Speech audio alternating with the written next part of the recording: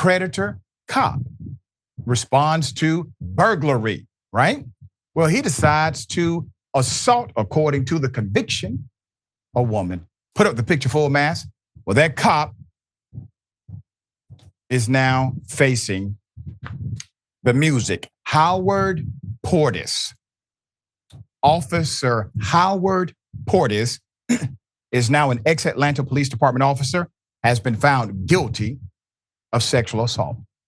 According to the indictment and conviction, he assaulted a woman who had called 911 because somebody broke into her property, all right? This is a dangerous situation. You need help. This happened March in 2021. The Fulton County DA's office, led by Fani Willis, the same prosecutor prosecuting Donald Trump, announced the guilty verdict Wednesday against the former officer.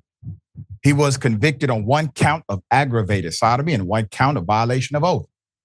According to state records, the officer was still allowed to resign by the Atlanta Police Department while under investigation. The officer also now has a second indictment in state court. Why? Over a, quote, pattern of deactivating his body camera before making sexual advances. Let me give you background to the incident. The release said that Officer Portis responded to the 911 call from a woman on Glen Street, March 25th, 2021. The Atlanta Police Department officer arrived at the scene, and once inside of her home, he decided to deactivate, turn off his body camera, and then physically forced her to perform sexual acts on him. The release stated a second officer was dispatched to the scene.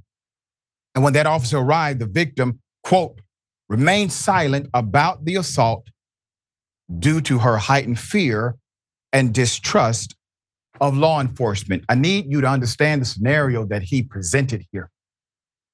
This evil deed was done knowing that the victim would not be aware of who would be on her side or not. So you have a second officer responding. Why would she believe that they are not involved in a conspiracy? You have a person who has just sexually violated you, who has a gun and a license to use it. And based on damn near every single Supreme Court ruling and the narrative primarily of conservatives, all he has to do is say, oh my goodness, I thought she was the person who broke into her own home. He kills her and he gets to go home because he has, a subjective protection. The DA's office said, after the second officer left, Portis offered her $250. Okay? Quote, she fled to her pastor's residence down the street. And once she got there, frantically knocked on the door in tears, showing clear signs of distress, including heaving and vomiting. It's made her sick to her stomach. Before disclosing to him that she had been violated, the pastor helped arrange an ambulance to the hospital where she stayed overnight. The records also show his law enforcement certification is currently suspended, meaning he cannot seek sworn officer employment in Georgia. So you have a sentencing hearing coming up on the 20th of November. Quote, this office has indicted 31 law enforcement officers, including police, sheriff's deputies, and jailers, and even federal agents have been indicted by Ms. Fani Willis, the DA of Fulton County. Willis continued to say, quote, rest assured that in this jurisdiction, police officers who engage in criminal activity and violate their oath to serve the public will face the full force of accountability. The prosecuting attorney in this case Deputy DA Sonia Allen added in the statement that law enforcement officers who engage in criminal actions that breach public trust must be prosecuted. Ladies and gentlemen, this is called a start. You don't need new laws. You actually just need to enforce the ones you already have. DA Fonnie Willis is willing to do so, okay? Unlike most. I will say this about the DA. There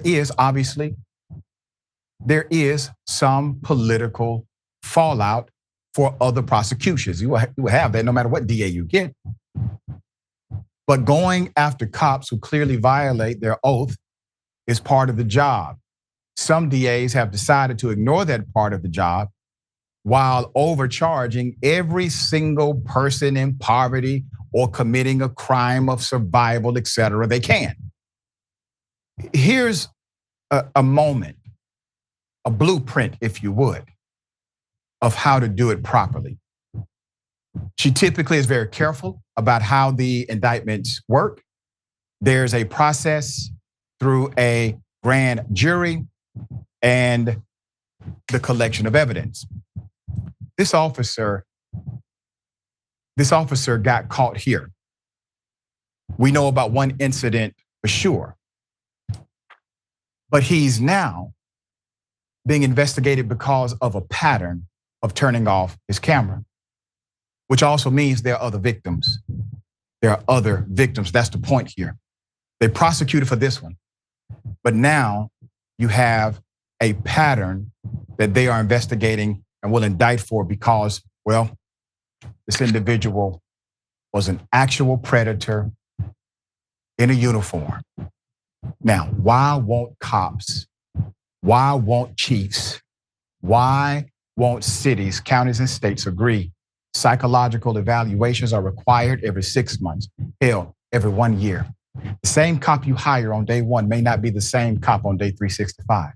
And how does someone who is probably a serial violator, how does that person pass your psychological evaluations unless they are simply not objective? All right, Jordan, thoughts here?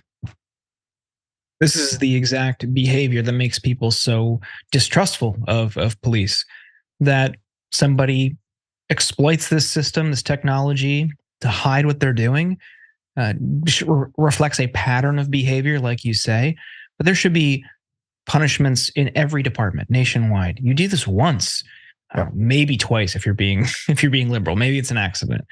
But if you were turning off your body camera, it's that you don't want anyone that could hold you accountable, potentially, to see what you're doing. I can't think of any good reason to do that when you're interfacing with the public. Maybe to protect someone's privacy. There could be a review process, but generally speaking, if this is something that you are doing, you should be out. Hear you on the evaluations, absolutely. Because when you put somebody in that position, you give them a badge and a gun, that gives them a lot of power and control over people who are not in the police department. And we've seen time and time again, you've done a fantastic job chronicling all of the abuses of power in departments and states nationwide that these police engage in. There should be really rigorous and thorough checks on their behavior, their psyche, especially the body cam thing, what they're doing, how they're interfacing with the public. And people make the case for abolishing, at the very least, there should be some sort of defund approach where you reallocate the resources into other community programs. So somebody who potentially could do harm is not the first person showing up, especially in a volatile situation where maybe police aren't needed. If someone's having a mental health episode, maybe a social worker could be the first person to respond. That's the core of the defund argument. And I think we'd be better suited if we reallocated the resources that traditionally all go to the police into a vibrant and enriched community infrastructure. Very well said. And some cities are doing that. The progressive model is working in Ithaca, New York. You have variations of it in Baltimore and other places. You have to implement properly, and you have to understand the nuances of your local community, but this is how you actually solve it. Stop treating the effect and start looking at the cause.